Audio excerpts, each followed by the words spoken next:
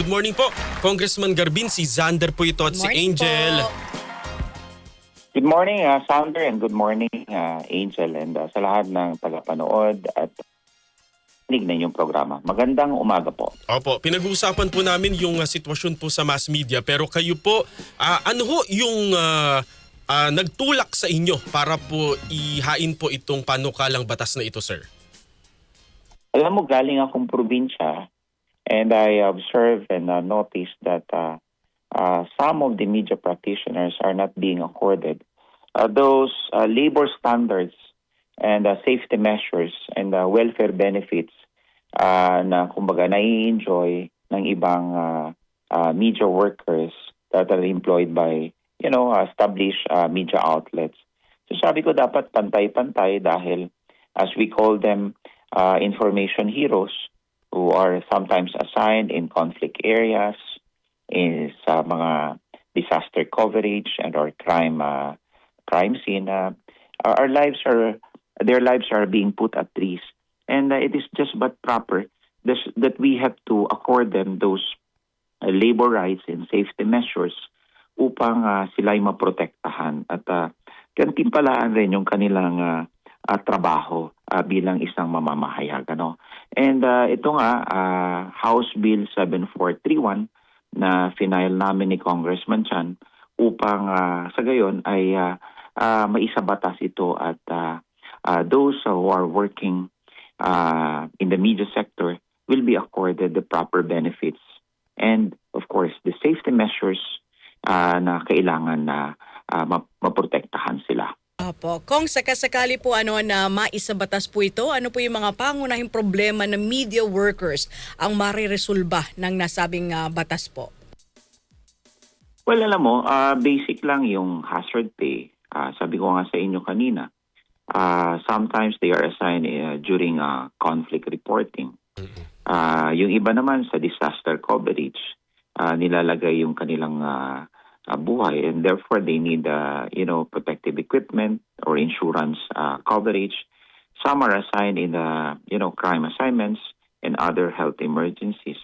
So these journalists who routinely work without those benefits should be accorded yung mga benepisyo at protection na na-mention ko na kanina, including but not limited to SSS, PhilHealth, Pag-ibig, the insurance coverage, and of course those protective equipment na kung saan kinakailangan nila.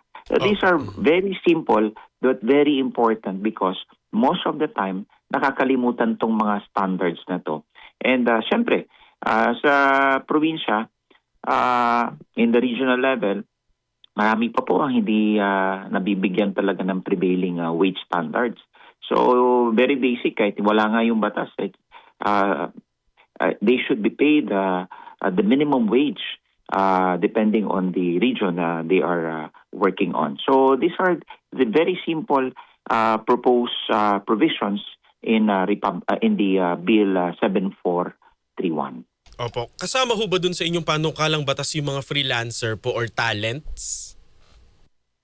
Well, these benefits that I'm mentioning will only be accorded once you attain the regular status. But the hazard pay, yes, it should be. It should be, and the insurance coverage, kasama yon kahit sa mga freelancer. Those who are assigned in the conflict, disaster, and crime assignments, and even in health emergencies. Basic yon. But yung mga labor standards that I'm referring to should really be accorded. And that is mandatory pag attain mo ng regular status. Pero kasama rin po ba dito na matutugunan ng kontraktualisasyon at the same time yung mga contract of service? Kasi meron po ilan sa mga nasa media na ilang taon na pero hindi pa rin po nare-regular.